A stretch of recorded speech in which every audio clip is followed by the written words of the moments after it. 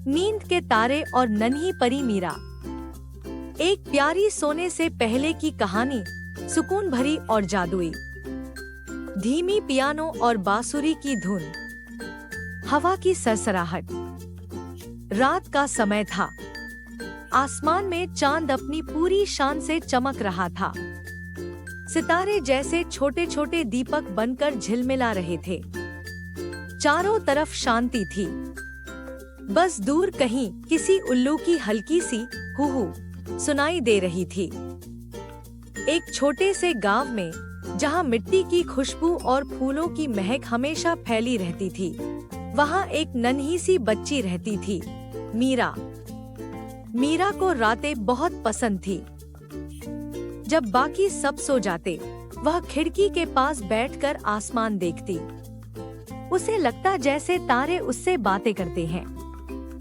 हवा की हल्की सरसराहट, पत्तों की खड़खड़ाहट।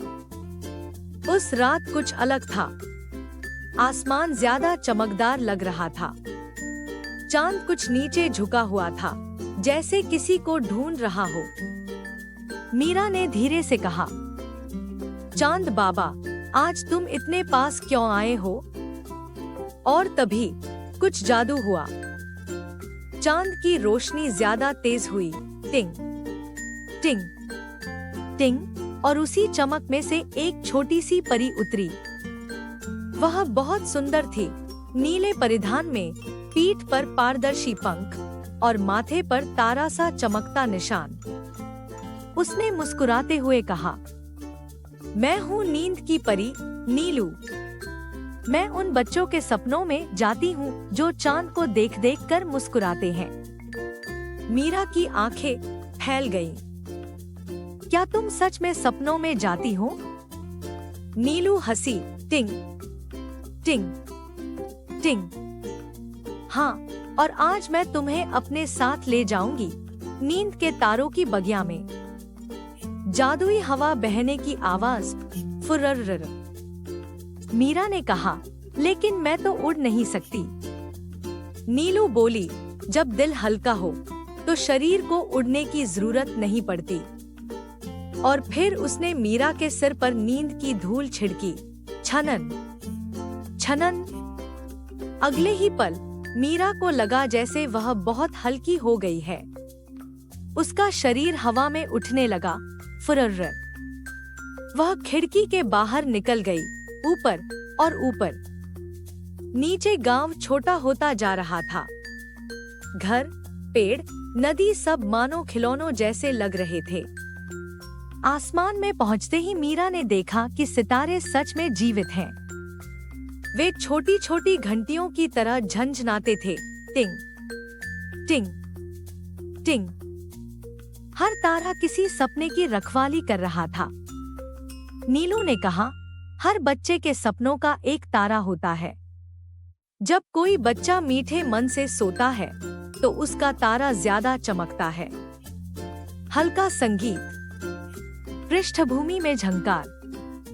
मीरा बोली, क्या मेरा भी कोई तारा है? नीलू मुस्कुराई, हाँ, आओ, मैं दिखाती हूँ। दोनों उड़ते हुए एक बहुत प्यारे सितारे तक पहुँचे। वह सितारा बाकी से थोड़ा बड़ा और नरम रोशनी वाला था। यह रहा तुम्हारा तारा, मीरा। मीरा ने धीरे से हाथ बढ़ाया। तारा ठंडा नहीं था, गर्म था, जैसे माँ की गोद। धीमी टिमटिमाहट। अचानक उस तारे से एक सपनों का रास्ता बना, जो चांदी की चमक से आगे बढ़ रहा था। नीलू बोली, चलो इस रास्ते पर चलते हैं।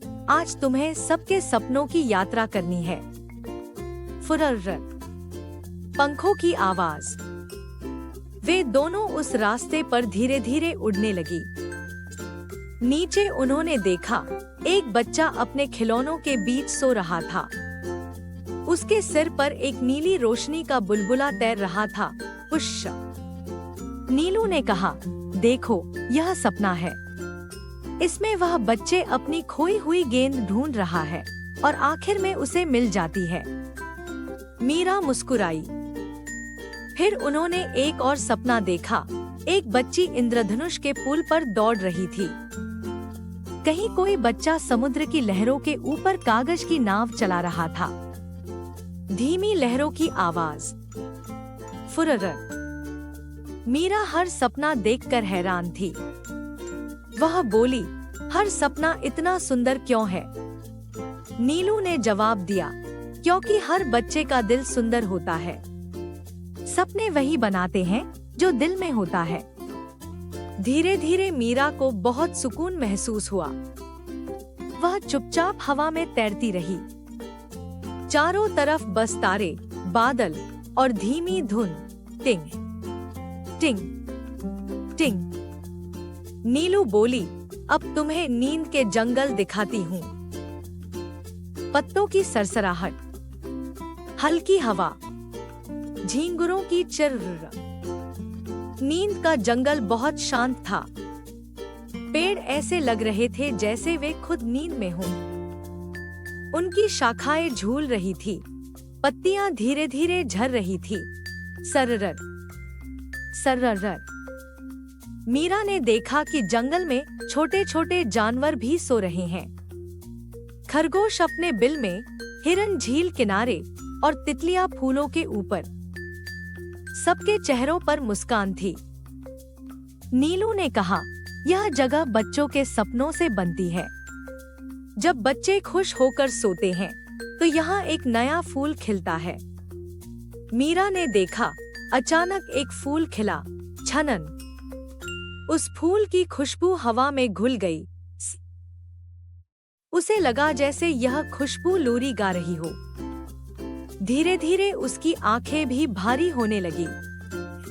नीलू बोली, अभी नहीं, अभी तुम्हें एक जगह और दिखानी है। वे दोनों और ऊपर उड़ गई। अब वे चांद के बहुत पास थी। चांद ने मुस्कुराकर कहा, आओ मेरे ऊपर चलो। धीमी गूंज, फुरर्र। मीरा और नीलू चांद पर उतर गई। वहां चारों ओर चांदनी की झीलें थी। उन झीलों में पानी नहीं, बल्कि रोशनी बह रही थी, नरम, ठंडी, सुकून भरी रोशनी। मीरा झील के किनारे बैठी और उसने अपनी उंगलियां रोशनी में डुबो दी। झिलमिल झिलमिल। उसे लगा जैसे वह किसी जादुई लोरी में डूब गई हो। नीलू ने कहा, यही जगह है जहाँ से हर रात चांद बच्चों के सपनों में उजाला भेजता है। अब धीरे धीरे आसमान में सुबह की हल्की लाली आने लगी थी। चांद बोला, मीरा, अब तुम्हें वापस जाना होगा। सुबह होने वाली है। मीरा ने नींदभरी आंखों से कहा, क्या मैं फिर आ सकती हूँ? चांद ने मुस्कुराकर कहा, जब भी तुम किसी और के लिए मीठा सपना मांगो, हम तुम्हें बुलाएंगे। नीलू ने फिर से थोड़ा नींद का चूर्ण उड़ाया। छनन छनन, फुरर। मीरा धीरे धीरे नीचे उतरने लगी। वह अपने कमरे की खिड़की से अंदर आई, अपनी बिल्ली के पास जाकर लेट गई। म्याऊ म्याऊ। फिर धीरे से पिर्र। कमरे में बस चांदनी थी, खिड़की से आती ठंडी हवा और बाहर झींगुरों की मीठी चिर्र। मीरा ने आंखें बंद की। उसे लगा जैसे अब भी उसके आसपास तारे झिलमिला रहे हैं। धीरे धीरे उसकी सांसें गहरी हुई। धीमी लोरी की धुन, टिंग टिंग टिंग। अब वह नींद के तारों की बगिया में थी, जहाँ फूल गाते थे, पंख झिलमिलाते थे और हर सपना एक कहानी कहता था। और इस तरह मीरा मीठे सपनों में खो गई। शांत, सुकून भरे और जादुई सपनों में समाप्त। धीमी लोरी की धुन के साथ फेड आउट। पृष्ठभूमि में हवा और सितारों की टिमटिमाहट।